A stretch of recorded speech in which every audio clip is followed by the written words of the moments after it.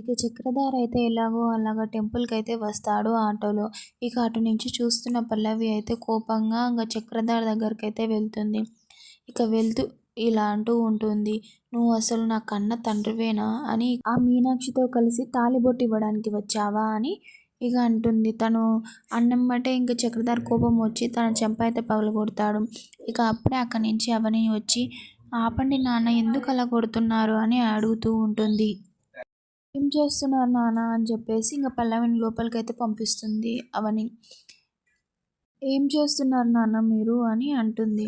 ఇక ఆ చక్రధార ఉండి "నువ్వు దాన్ని విడిపించి తప్పు చేశావమ్మా. పల్లవి మీనాక్షి అయిన తన కన్న తల్లి గురించి తప్పుగా మాట్లాడుతుంది" అని చెప్తాడు. ఇక అవని ఒక్కసారిగా షాక్ అవుతుంది. "ఏంటి నాన్న ఏం మాట్లాడుతున్నారు? కన్న తల్లియా" అని అడుగుతుంది. "నిజం చెప్పండి నాన్న ఏంది మీరేదో దాస్తున్నారు" అని అడుగుతూ ఉంటుంది అవని. ఇక తన మీదైతే ఒట్టేయించుకొని నిజమైతే రాబట్టడానికి ప్రయత్నిస్తుంది అవని. ఇక చక్రధార ఉండి "అవునమ్మా నిజం.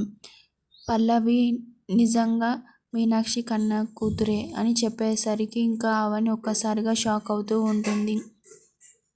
ఇక చూద్దాం నెక్స్ట్ ఎపిసోడ్‌లో ఏమవుతుందో. ప్లీజ్ అంతవరకు subscribe my channel and do support me guys.